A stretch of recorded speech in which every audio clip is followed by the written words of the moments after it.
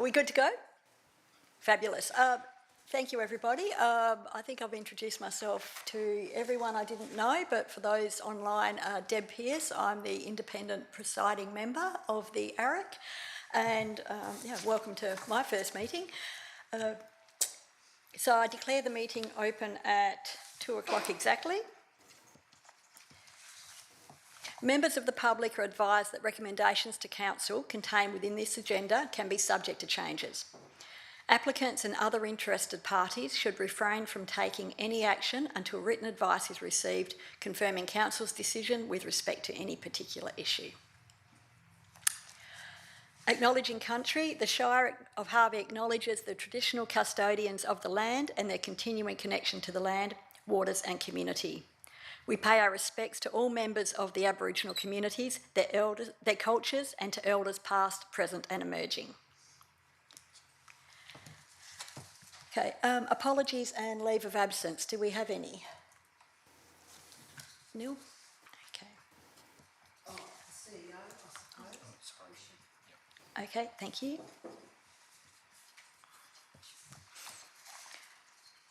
Okay, moving to item 3, declaration of members and officers' personal interest. Do we have any?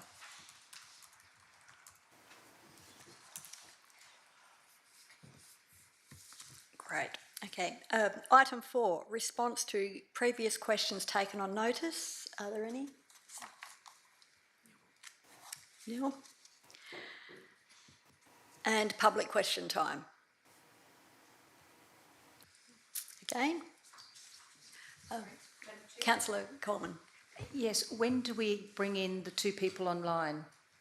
Do they automatically come into the meeting now, or do we have to include them like we normally do? That's... Yeah, they observe. Sorry. We did miss this. Okay, apologies. Yep, sorry, there's an update. So, I have here that Councillor McCarthy requested to attend the ARIC meeting electronically in accordance with Regulation 14C2B of the Local Government Administration Regulations 1996. The Shire President has approved this request and is satisfied that the location from which the member intends to attend the meeting and the equipment that the member intends to use to attend the meeting is suitable for the member to be able to effectively engage in deliberations and communications during the meeting as per Regulation 14C5 and 14D6 of the regulations. Secondly, Councillor Hitchcock requested to attend the ARIC meeting today electronically in accordance with Regulation 14C2B of the Local Government Administration Regulations 1996. The Shire President has approved this request and is satisfied that the location from which the member intends to attend the meeting and the equipment that the member intends to use to attend the meeting is suitable for the member to be able to effectively engage in deliberations and communications during the meeting as per Regulation 14C5 and 14D6 of the regulations. So, Councillor McCarthy and Councillor Hitchcock, can you hear me okay? Yes. Yes, I can. Thank you. Great, thank you. Councillor Brumman. Yeah, I just wondered in relation to that, to streamline it, and the wording is exactly the same. Could we say Councillor McCarthy and Councillor Hitchcock have requested? We can't do that? My understanding is you've got to do them separately. And can we just make an amendment that it's not actually myself that's approving it, that it's the presiding member, just to admin? Okay, thank you. Thank you. And thank you to Councillor Coleman for bringing that to my attention. Actually, just while we are amending, can the very first line says attend the Tuesday. Can we just take out one of the Tuesdays? That's on both of them because they're copied. Great, thank you. And thank you, Minute Taker.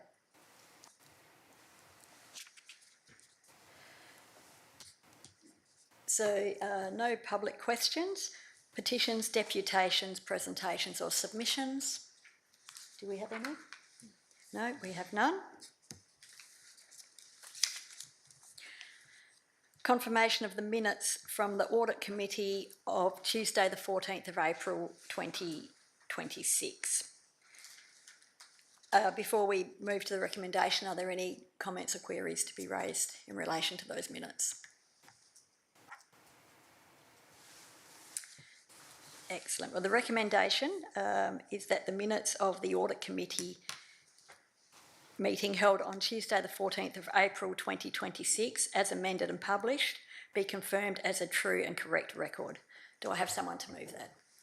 Councillor Coleman and Councillor Morley. All in favour? And the councillors online, thank you.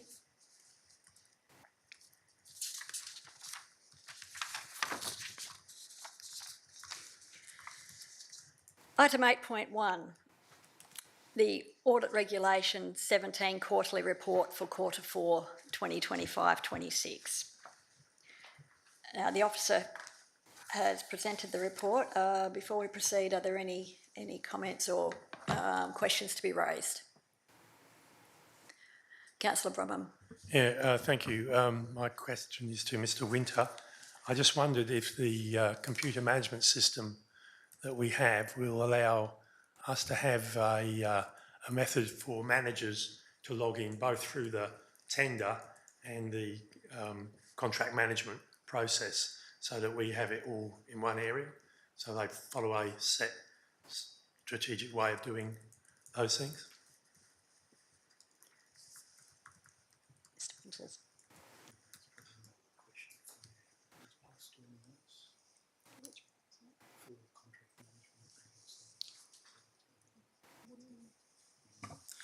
At this stage, Councillor, through you, Madam Chair, the ERP hasn't looked at that aspect. That would be down the track. We have a system, a Pulse is the name of the system, that allows for us to implement those sort of priorities so that we can do that into the future. But at this stage, it hasn't been highlighted with stage 1 or 2 of the ERP implementation. Yeah, thank you for that. I just read in the report that managers basically manage their own processes. I thought if we could streamline it, it might be quite effective. Councillor Coleman. Question, thank you. The internal audit has been on hold for some time pending this system being set up. So do we have a plan moving forward, and what is that plan? Thank you, through you, Madam Chair. The internal audit was listed as a low priority originally. I guess it still is. We still have internal processes like the card that we do, the Reg 5, Reg 17. We have an internal, we have an interim audit, a final annual year audit. Those processes are currently in place. That said, for a local government of our size, it would be appropriate, possibly not to have an internal auditor, but to have an internal audit process that could be either outsourced or dual sourced, part outsourced. I have looked at a internal audit process that the City of Mundaring have, which I quite liked and thought would be appropriate to bring to the Shire into the future. It does come with a financial implication of between $40,000 and $60,000 per annum, which is probably quite appropriate for a local government of our size. But that's something that I would need to bring back to Council. Councillor Coleman. Thank you, Mr. Winter, for that. So was this, and just correct me if I'm wrong, from memory, was this a recommendation from the Regulation 17 audits some years ago, and that we've put on hold? Does that put us in any detriment with the Auditor General in terms of an audit process? No, it doesn't. Any further questions? Okay, I'll read the officer's recommendation then, and once I've done that, if I can have someone to move and second. So the committee receives the Shire of Hardy Audit Regulation 17 quarterly report for quarter 4 2025-26 at attachment 1. Someone to move that? Councillor Bromham. Second, Councillor Coleman. All in favour? And online? Thank you.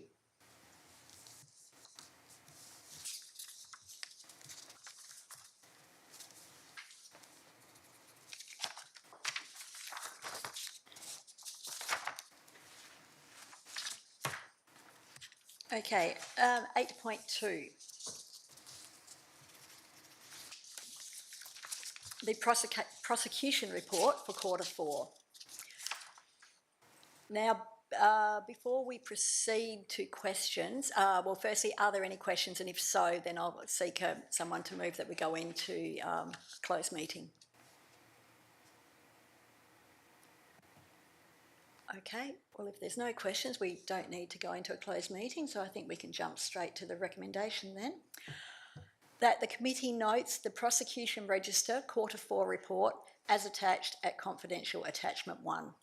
Someone to move? Councillor Morley. Someone to second? Councillor Dickinson. All in favour? Those online? Yep, thank you.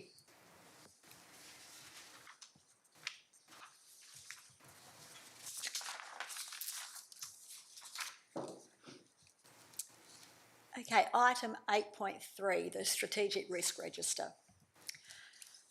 You all have a copy of that in your papers. Do we have any questions?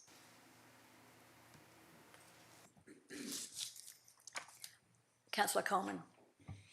Thank you. I'd just like to query, on page 19, we talk about healthy and active communities and the Leisure Centre. We've actually got the risk rating as moderate, and I'm just wondering, given some of the condition of the centre that we're currently working on, is moderate still an appropriate risk rating? Is my first question. Thank you, Madam Chair. I guess the risk rating is related to the provision of programs more than the actual facility risk itself, but certainly taking that on board, we can consider that as part of the overall risk in future. Thank you. Follow-up question. We have on page 18 the safety and condition audits of active and passive reserves infrastructure. I'm just wondering how we're going with the rec centre oval. It's been on the books in terms of drainage and scoping for many years. So how are we going with that, considering it's still a moderate risk? Okay, thank you. Mr. Faber. Through the chair, at the moment it's currently in the draft budget for works next year to do the design, to get the detailed drawings up and running, and then at the moment in the draft budget or forward capital works program it's in for 27-28 to look at construction. So that's the current program. Thank you for that. Any further questions? Shire President. Yeah, thank you. Scenario 9, which has a risk rating of high, which is failure to manage waste sustainability. I have some concern about the reputational risk around this, and I really wanting to for council to receive a update in relation to the status of Bunbury Harvey Regional Council and how the current position of BHRC, its future operations and FOGO. So I'm wondering whether I can move an amendment to the officer's recommendation that we request, and I'll take some guidance from governance, request the CEO coordinate a meeting between the member councils and BHRC to receive a update on the current position, future operations and FOGO operations for BHRC. Okay. Okay. Shall President, can you repeat the last part of the question for the governments, please? Question or my amendment? Amendment, sorry. Coordinate a meeting between the member councils and Bunbury Harvey Regional Council to receive an update on the current position and future operations of BHRC and FOGO.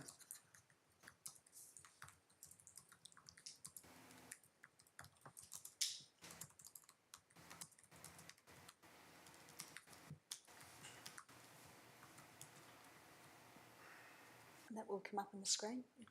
2 seconds, sorry. That's okay. I'm going to take just 2 seconds. Excellent.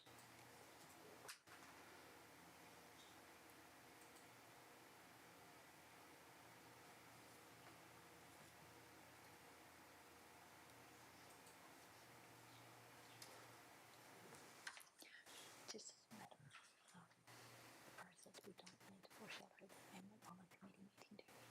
No, so we'll do the, I'll just have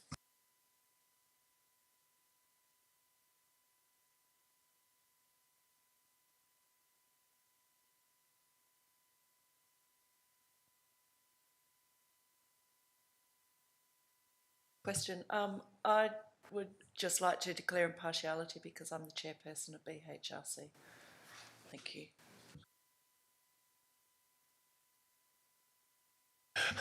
I'll declare an impartiality. I'm not on the Bunbury Harvey Regional Council, but I am the deputy. And I'd like to declare an impartiality as well, as I'm one of the representatives.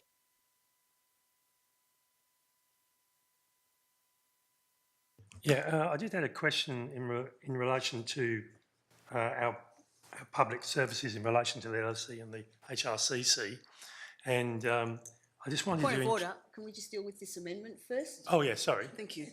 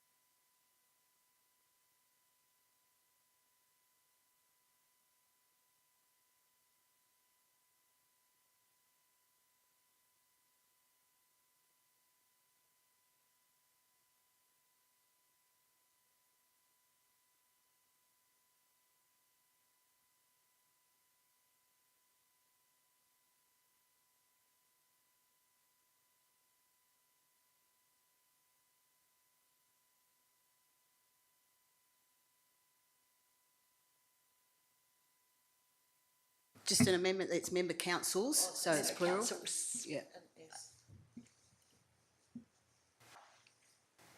Great. so we just need a move for us. Someone to move that, Shire President, and to second, Councillor Morley. Now, Will become point 2 of the Okay. substantive motion. so now that becomes point 2 of the substantive motion, so we'll vote for the substantive. No, Is just that- vote for the amendment first. Okay, okay, vote for the amendment. So all in favour? Thank you. And online, thanks very much. And then she'll just drop it down into here. Okay, and the substantive motion that the committee receives the strategic risk report register quarterly report as attached at attachment 1. So moved. Sorry, just I'll have the risk Okay. pop that onto here. Okay, thank you. Sorry. Oh, yeah. Okay, I'll read the whole motion in full, which is up on the screen. Thank you. Rookie error. That the committee receives the Strategic Risk Register 2025-26 quarterly report, quarter 4, as attached at attachment 1, and that the committee requests the Chief Executive Officer to coordinate a meeting between the member councils and the Bunbury-Harvey Regional Council to receive an update on the current position and future operations of the Bunbury-Harvey Regional Council and FOGO. So we need someone to move the full amendment? The full... We have the mover Yep, and seconder great. already. She will just put those in. So that was Excellent. Councillor Coleman and Councillor Dickinson, the original motion. And then we can put that one to the vote. Okay, now to the vote. So all in favour? Great, thank you. And online, Councillor McCarthy and Hitchcock, yep, thank you. Councillor Holly, did I see your hand up? No, I'm here just for viewing. Oh, okay, no worries. All right, thank you. Yep. Excellent, thank you for that. Appreciate your patience as I'm learning the ropes. Now, Councillor Bromham, you had a question. It's too late to call, so I'll deal with that later. Okay.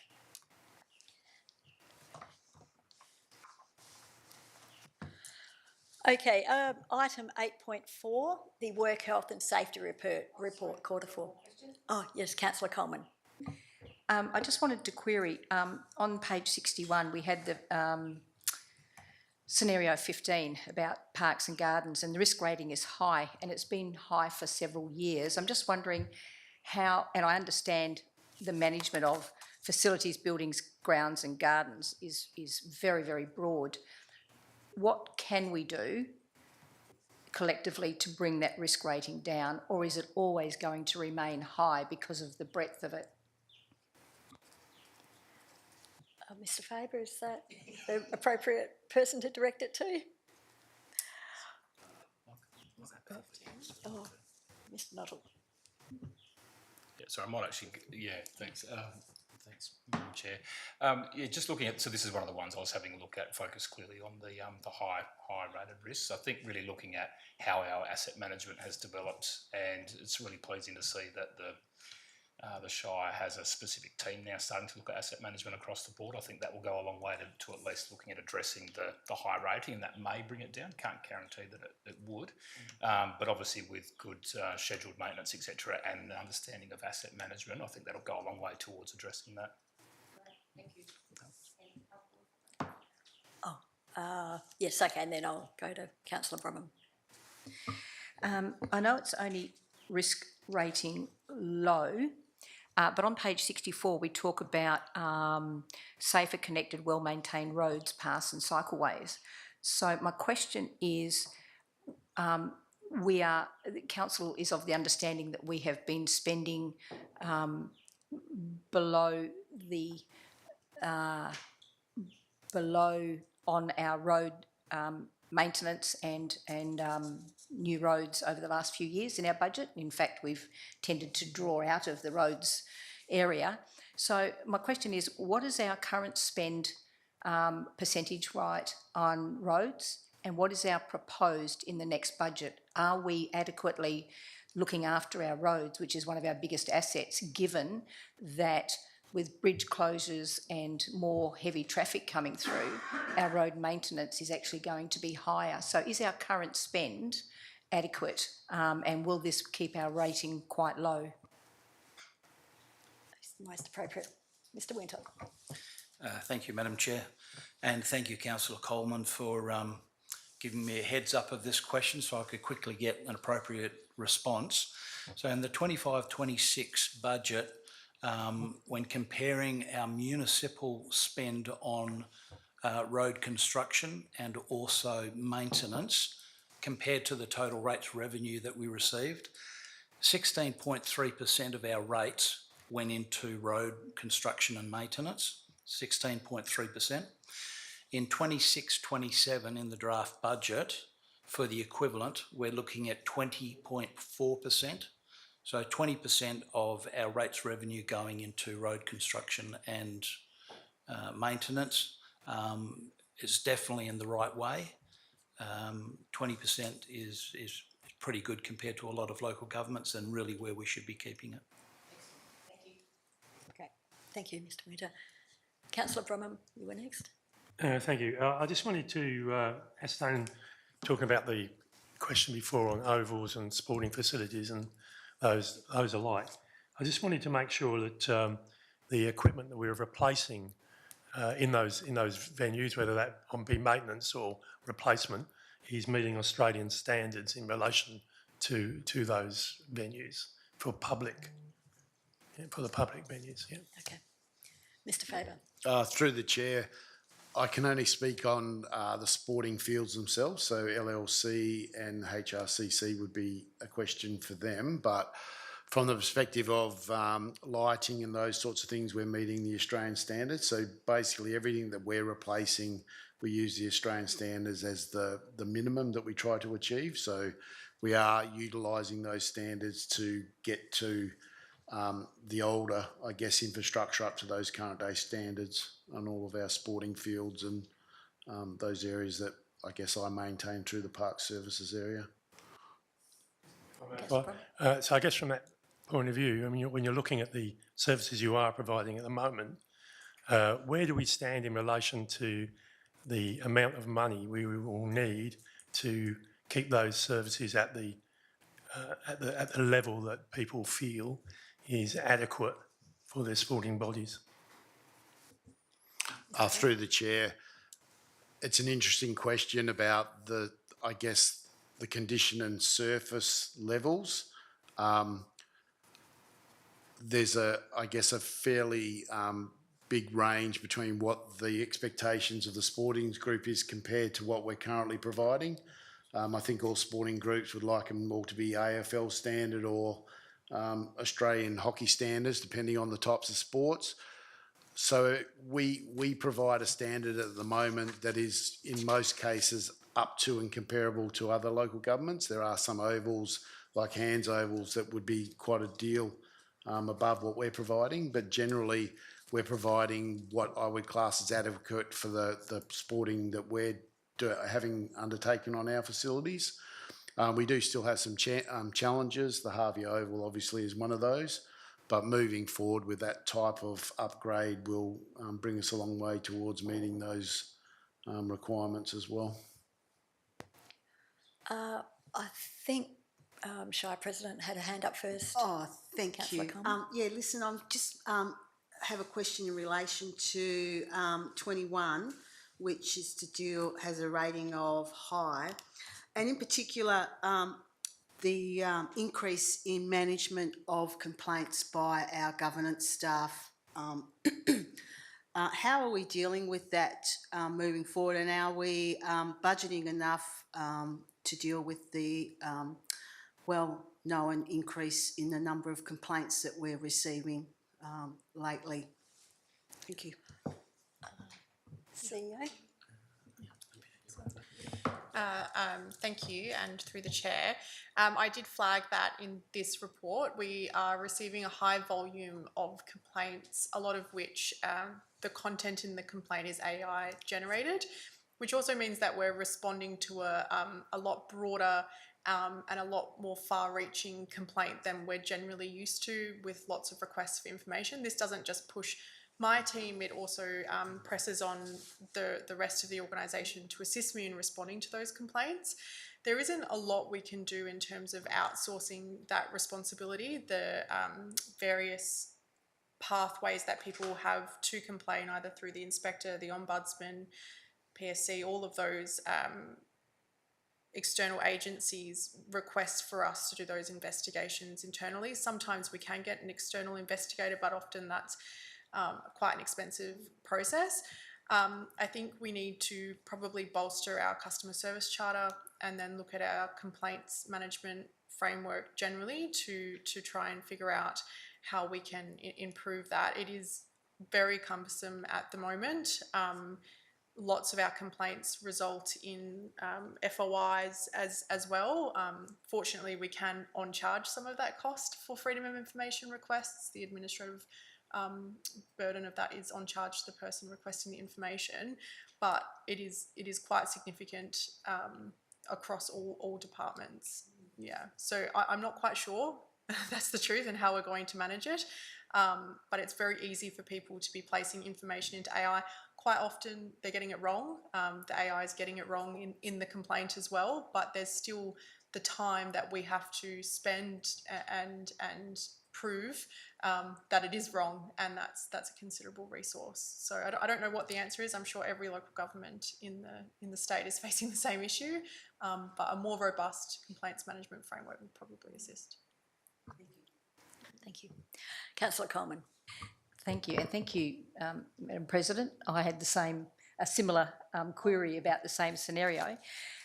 What I picked up on is that the correspondence appears to be requesting information and explanations on particular matters. So my question, which probably can't be answered today, but how do we collectively, given that council is the interface, if you like, with the community, how can we better explain ourselves or provide information up front rather than not necessarily wait for complaints, but to lower the number of complaints? How can we better give explanations or more information up front with both council and staff? I'm not sure how that can happen. However, that seems to be the crux of the matter. People ringing, wanting details. So, yeah, I'd be interested in how we can move forward by helping staff and using proper council resources. Yeah, I'll hand that to the CEO. Yeah, probably happy to add a bit more to that as well. So I was really well answered by Ms Williams in that having a look at what those frameworks and things look like too, about deciding what is a complaint and what is not too. Quite often you do see that you have a complaint might be about the decision that was made, not necessarily the information or an incorrect procedure or thing that wasn't handled properly as well. So I think that's certainly one that we can do. It is something that's faced by customer service organisations all over, and I think it's probably actually utilising technology where we can to at least streamline some of those processes for us as well. Yeah. Thank you. Yeah, no worries. Thank you. Any further questions on that item? Great. We'll move on to 8.4, the Work Health and Safety Report for Q4. Now, do we have any questions on this particular item? I actually do. I have given Ms Williams the heads up on this. So on the WHS report on page 9, it refers to the aggregate injury reporting of 29. So my question was whether that was per quarter or is that for the year? If it's per quarter, it's one every 3 days, which is, well, I don't know where that stands. Do we need to benchmark against other councils or other organisations our size? If it's 29 for the year, how does that benchmark? So I'll pass that over. Thank you. And through the chair, I'll actually invite our coordinator of safety services, Stephen McDermott, up to the lectern if that's okay, and we can talk through some of that. Thank you, Stephen.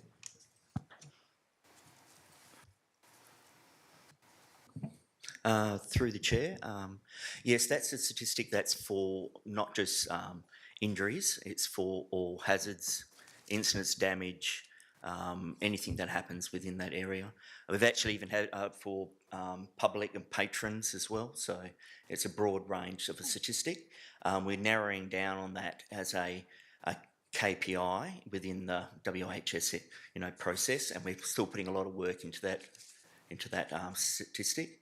I'm drafting up some procedures that will better reflect how we organise our work health and safety mechanisms within the Shire, and I think going forward we'll have a better line of sight on where we are and where we're currently trending, I would think. Okay, thank you. And just to follow up, and then I'll jump to Councillor Bromham. So, yeah, the 29, is that for the quarter? That's for the quarter. Great, thank you. Councillor Bromham. Yeah, I noted in the report that you now have a safety committee. Correct. Yeah, and I just wondered if we also are starting to get safety representatives at the lower level. Yes, so we've got 4 safety representatives at the moment. They will actually aim through our processes and our process mapping that we're going forward, which we will be this will be going to the ELT. There'll be 3 defined procedures. One will be how we are working of a Work Health and Safety Committee. One will be how a safety rep is organised, elected, and their functionality within their actions, and the other one is also how we actually enact communication, consultation and collaboration within the Shire. So there'll be 3 defined principal organising procedures, but they'll all be enshrined in one sort of directive. Okay. Councillor Coleman. Thank you. Thank you for your responses. I did note that in Q2, the aggregate reporting was 9, and now it's gone to 29 for the quarter. Yes. Is that because of better reporting, or is it because of new staffing, or what would there be a reasoning for such a dramatic increase in a quarter? Absolutely, better recording. We're going out in the grounds more, we're getting more visible. We're actually breaking down hopefully some barriers between, I've only been here now for 7 months. So getting to know the way I would like things done, I suppose.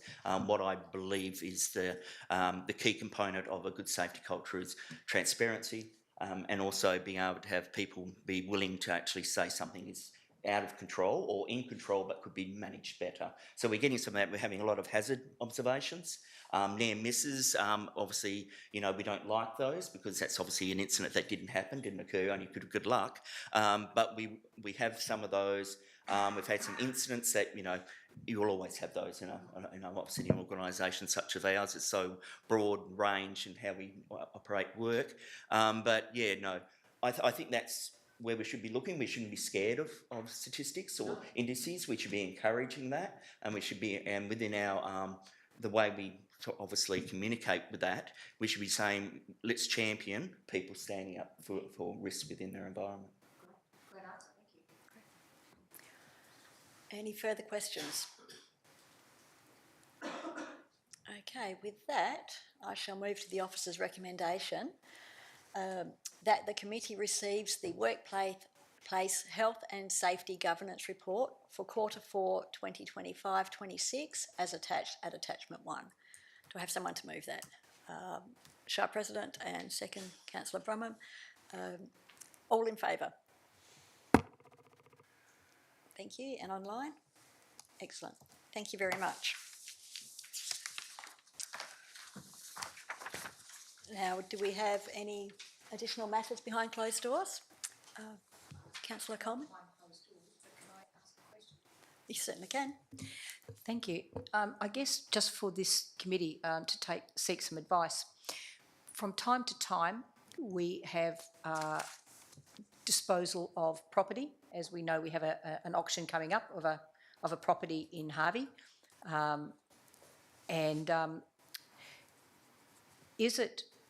what mechanism would we need to do, and is it appropriate that if a property comes up within the Shire that needs to be disposed of, like for unpaid rates or whatever that we're going to auction off, is it appropriate that the Shire retains the property for use by staff for staff? Is it appropriate that we retain those rather than sell them off? Now, I realise there's financial implications there, but I don't know if there are other implications that prevent us doing that and thereby providing, obviously, rentable premises for staff coming in, given the current housing crisis. So apologies if this is not the right forum to ask, but I figure that if we know what the facts are up front, we can either be aware of it when such an opportunity comes up in the future. Yeah, I'm happy to provide a response, but it's probably more appropriate if we close the meeting, finish it off, and then I've got some things I can probably mention. I don't know if something that Dean might want to mention as well around the rating component as well. Yep. Okay. Well, with that, if there's no other matters to be raised, I close the meeting officially at 2:39 p.m. Thank you, and thank you to the councillors online. So I'm just wondering what's the appropriate method to continue the discussion with the